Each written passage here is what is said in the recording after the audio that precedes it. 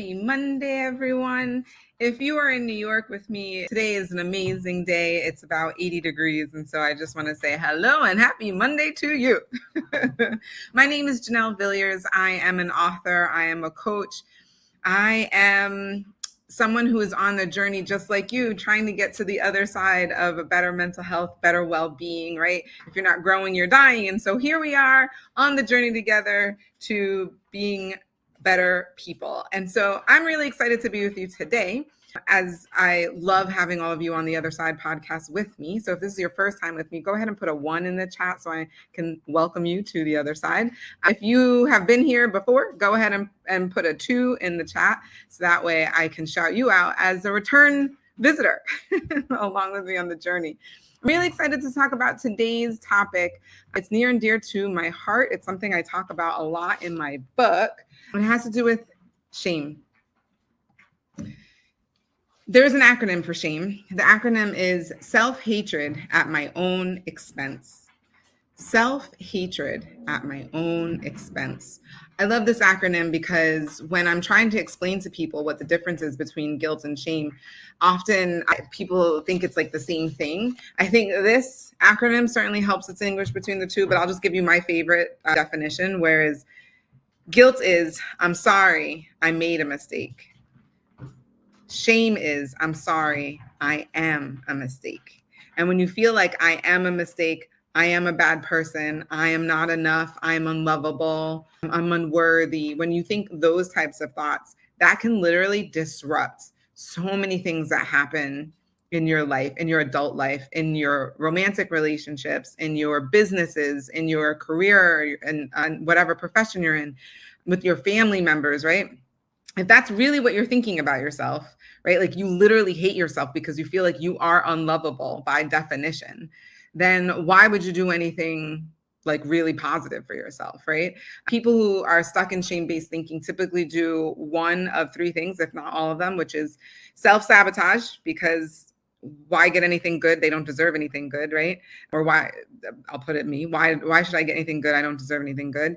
2, they flirt with risky behavior. So it's like, oh, let me get close to the thing that I know is probably not a good thing. And then when it ends up resulting in a bad situation or a bad outcome, it's just proof. See, I'm not good. I'm a bad person. This just proves it. And the third thing is self-punishment by isolating yourself from others because you don't believe that you're good enough to be around other people. So this means that if they really got to know me, they really got to know who I was, they wouldn't love me. They wouldn't want to be around me. They'd abandon me. So instead of dealing with the abandonment, I'll just isolate myself first. So if you can relate to any of this, please go ahead and put in the chat that this is relatable. You've been there. I know I've certainly been there. And I was thinking about, there was a section in my book that I really wanted to talk about because I was talking about this acronym, and it really just reminded me of like what we can do to help ourselves get out of the shame-based thinking, right? Because a lot of times you can just get in like this cycle, like I'm not a good person, I'm not a good person, I'm not a good person, I'm bad, I'm ugly, I'm unlovable, I'm unlovable, right? Like you literally spiral, like it's just constant thought. And so one of the things that you can do is employ self-acceptance because it creates an understanding of self. So really the first step is understanding yourself, becoming aware that you're even having these thoughts.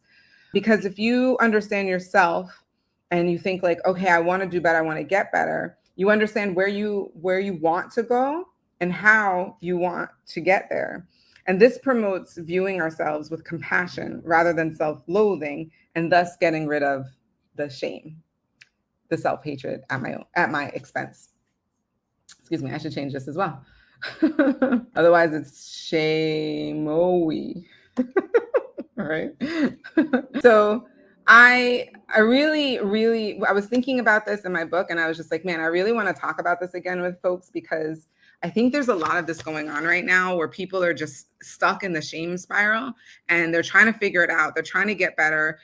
And yet they think like putting an outward face or a mask of perfection, like everything's fine, everything's great over here, it's perfect, right? Like don't let them see me sweat, like whatever, everything's great over here.